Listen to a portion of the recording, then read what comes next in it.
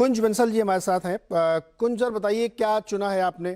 पहले दो बढ़िया वाले स्टॉक जो हमारे दर्शकों को सोमवार को सोचना चाहिए कि अभी ले लें।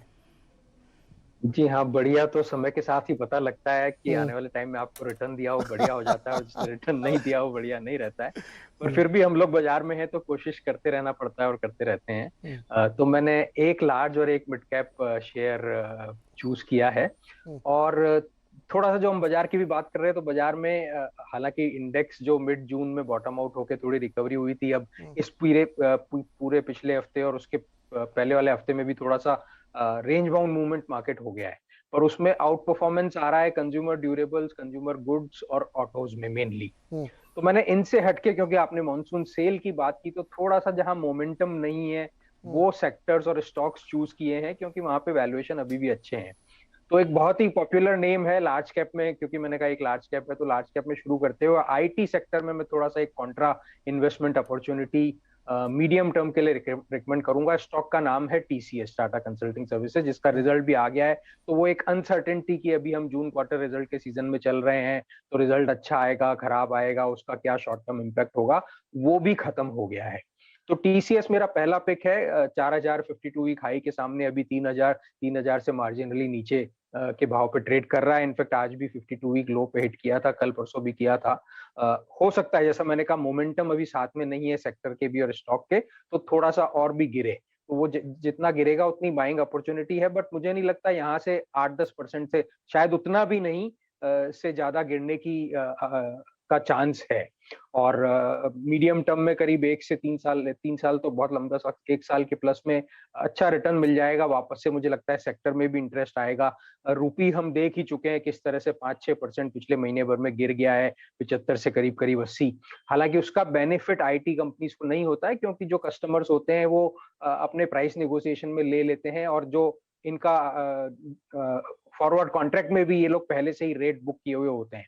पर फिर भी एक सेंटिमेंटल पॉजिटिव एक एक्सपोर्ट सेक्टर्स के लिए करेंसी मूवमेंट रहता है, जो competitiveness in front of other countries के जो कंपटीशन आते हैं उनके सामने तो दे ही देता है।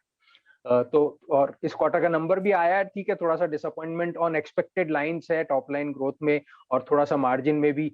अब क्योंकि बैक टू ऑफिस हो गया है, from work from home travel शुरू हो गया है, और हम जानते हैं कि पिछले 1.5 साल 2 साल में किस तरह एग्रेसिवली रिक्रूटमेंट किया है आईटी कंपनीज ने, क्योंकि सडनली ग्रोथ बढ़ गई और उतना एम्प्लॉयज उन्होंने हायर किए नहीं थे कोविड में, तो उनको बहुत high high salaries existing staff को भी और नए लोगों को भी लेना पड़ा। तो वो मुझे लगता है मार्जिन में जो प्रेशर इस क्वार्टर में आया है वो अब धीरे धीरे खत्म हो जाएगा आने वाले क्वार्टर में। और जो अभी प्राइस नीचे है वो इन्हीं सब नेगेटिव्स के चलते हुए है, हम्म। तो इसलिए मुझे लगता है कि वो बिल्ड इन हो गया है। तो अब यहाँ से उसमें धीरे धीरे एक बेट लेनी शुरू कर लेनी चाहिए। तो एक स्टॉक तो हो गया टीसीएस, दूसरा?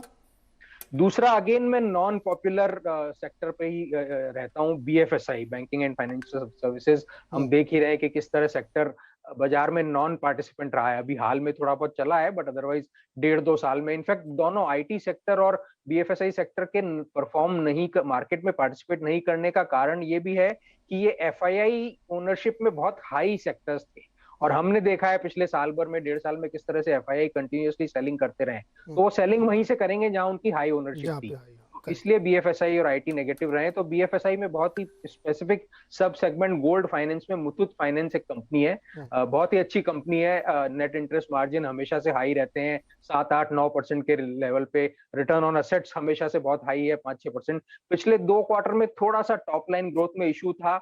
ऑफकोर्स मार्केट में ओवरऑल करेक्शन आया है, इसलिए स्टॉक ने अंडर परफॉर्म किया है। हाई मेरे ख्याल से 1400, 1450 या शायद 1500 भी था। वहां के सामने अभी 1,000 रुपए पे है, तो करीब 40-45% का करेक्शन हो गया है। Valuation, given the comparative financials, आप दूसरी गोल्ड लाइन लोन कंपनीज या दूसरी एनबीएफसीज या हाउसिंग फाइनेंस कंपनीज, इनसे किसी से भी कंपेयर करें तो उनके कंपैरिजन में बहुत ही अच्छे फाइनेंशियल्स हैं और सिक्योर्ड बिजनेस है। तो एनपीए बहुत ही कम है, इंटरेस्ट मार्जिन हाई है, रिटर्न ऑन एसेट जैसा मैंने कहा 5-6% के आसपास बहुत हाई है। तो मुथूट फाइनेंस मुझे लगता है एक अच्छा स्टॉक पिक है। थोड़ा सा गोल्ड का भाव भी नीचे चल रहा है, इसलिए सेंटिमेंटली इन कंपनीज में हम्म। इंटरेस्ट कम दिख रहा है, बट जैसे ये टर्न अराउंड होगा वापस से इनमें इंटरेस्ट आ जाए।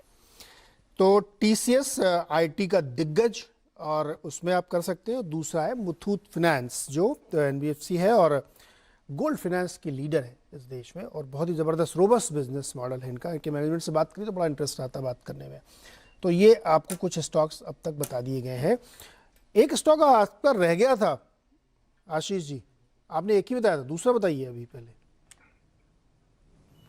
बिल्कुल। तो इसमें मैं नीरज जी, एक स्टॉक जो टूटा तो नहीं है पर एक नए ऑल टाइम हाई बना रहा है और मुझे लगता है कि ये कंटिन्यू रह सकता है अपवर्ड ट्रेजेक्टरी में। स्टॉक है गुजरात फ्लोरोकेमिकल्स।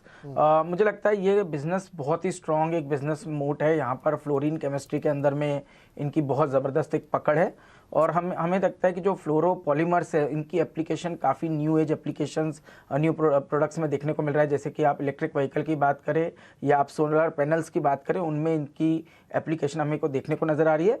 और क्योंकि ये ग्रीन केमिस्ट्री है, बहुत ही स्ट्रॉन्ग क्वालिटी है, तो मुझे लगता है कि करीब ये $8 बिलियन की एक बहुत बड़ी अपॉर्चुनिटी साइज़ है और उसके अंदर में स्पेस पे काम कर रहे हैं। तो मुझे लगता है यहाँ पर पे बहुत अच्छे रिटर्न्स बन सकते हैं। साथ ही साथ कंपनी ने आने वाले 3 साल के केपेक्स की बात करी, जो मेरे हिसाब से 2300-2400 करोड़ की रेंज में केपेक्स है। तो इनके भी नंबर्स हमें आने वाले सालों में देखने को मिलेंगे। तो रिटर्न रेशियोज़ यहाँ पे काफ़ी स्ट्रॉन्ग बने रहेंगे और इन्होंने अपनी पोजीशन बहुत ही बढ़िया तरीके से फ्लोरो स्पेशलिटी केमिकल्स के अंदर में बनाई है, जहां पर बहुत ज़बरदस्त एक एंट्री बैरियर्स हमें देखने को नज़र आते हैं और साथ ही में बैकवर्ड इंटीग्रेशन इन्होंने किया है, जिसकी वजह से जो ग्रॉस मार्जिन्स है वो करीब 65% के आसपास रहती है। तो ये सभी मुझे लगता है कि इस स्टॉक के लिए काफ़ी पॉजिटिव है। स्टॉक नए ऑल टाइम हाई पे खड़ा है, पर हमें लगता है जिस तरह का ये ट्रेंड बन रहा है, स्टॉक 3600 से 3800 रुपये की ट्रेजेक्ट्री में बहुत ही जल्द जाता हुआ नजर आएगा और स्ट्रक्चरली हमें लगता है बढ़िया अप ट्रेंड इस स्टॉक के अंदर में मीडियम से लॉन्ग टर्म के अंदर हमें देखने को नजर आ सकता है। तो अगला स्टॉक बताया दूसरा गुजरात फ्लोरो। तो ये हो गए, अब सभी के 2-2 स्टॉक तो हो गए। अब वापस चलते हैं गुरमीत जी के पास। गुरमीत जी, आपने 2 बताए, एक मिंडा इंडस्ट्रीज बताया और टाटा कंज्यूमर बताया। तो एक खाने पीने का और एक गाड़ी का। अब इसके बाद रोटी कपड़ा मकान में कुछ और। तो नीरज जी, मुझे प्राइवेट सेक्टर बैंक्स काफी अच्छे लगते हैं और सिंस हमें एक स्टॉक की बात करनी है उसमें से तो मेरा पसंदीदा स्टॉक आईसीआईसीआई बैंक है। बहुत अच्छा टर्न अराउंड हुआ है संदीप बख्शी जी के आने के बाद से। आप देखिए पिछले 5-6 सालों में उनका जो रिटेल लोन बुक है वो 35% होता था FY15 में, अभी वो लगभग 55-58% हो गया। तो जब लोन बुक में ग्रैनुलरिटी आती है तो उसका इम्पैक्ट हर जगह पड़ता है, एसेट क्वालिटी पे भी पड़ता है, फी इनकम पे भी पड़ता है। तो बैंक की 3 इनकम होती है, नेट इंटरेस्ट इनकम, फी इनकम और ट्रेजरी इनकम। ब्रॉडली ये 3 इनकम होती है। आईसीआईसीआई बहुत अच्छा कर रहा है। आप देखिए लास्ट ईयर भी उन्होंने लोन ग्रोथ 20% करी, 70% ओवरऑल थी, 20% रिटेल थी, जबकि टफ ईयर था लास्ट ईयर जब बैंक की क्रेडिट ग्रोथ सिर्फ 6-7% थी।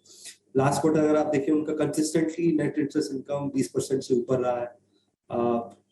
एसेट क्वालिटी निरंतर सुधार हो रहा है। उन्होंने जो डिजिटल सॉल्यूशंस अभी निकाले, मैं उनकी इंस्टा बिजनेस ऐप को बहुत ट्रैक करता हूँ। रिटेल सॉल्यूशंस के अलावा उनकी ऐप में एक इंटर ऑपरेबल बोलते हैं कि आप बिना करंट अकाउंट खोले भी मर्चेंट यूज कर सकता है। आप अपना QR कोड जनरेट कर सकते हैं, यूपीआई आईडी जनरेट कर सकते हैं। तो वो बहुत अच्छा कर रहे हैं। टोल कलेक्शन में वो नंबर 1 है। यूपीआई जो आईडी है उसमें यूपीआई P2M पेमेंट है उसमें नंबर 3 है। आप उसकी सोर्सिंग देखेंगे अगर बिजनेस की तो 95% पर्सनल लोन्स जो है वो डिजिटली ओरिजिनेट होते हैं। क्रेडिट कार्ड्स में उन्होंने मार्केट शेयर गेन किया है। तो हर सेगमेंट में आप कासा रेशियो देखिए 45% आ गया है। और जब इंटरेस्ट रेट बढ़ते हैं नीरज जी, तो जिनका कॉस्ट ऑफ फंड सबसे कम होता है और कासा बुक अच्छा होता है, वो कासा रॉ मटेरियल है करंट और सेविंग अकाउंट बैंक के लिए। अगर मैं सिंपल भाषा में बोलूं तो क्योंकि करंट और सेविंग अकाउंट में दरें नहीं बढ़ती है, तो अगर आपका 100 रुपए डिपॉजिट में 50 रुपए कासा में है तो आपका कॉस्ट ऑफ फंड नहीं बढ़ेगा। और लोन जो आईसीआईसीआई बैंक के 70% रेपो और MCLR और एक्सटर्नल बेंचमार्क से लिंक्ड है। तो आपको निम एक्सपेंशन जो है देखने को मिलेगा।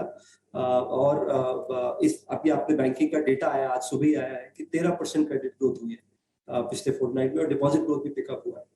तो मुझे लगता है कि ये एक इन्वेस्टर्स को मुझे लगता है ज्यादा नुकसान next HDFC, next Bajaj finance देखने से ज्यादा हुआ है।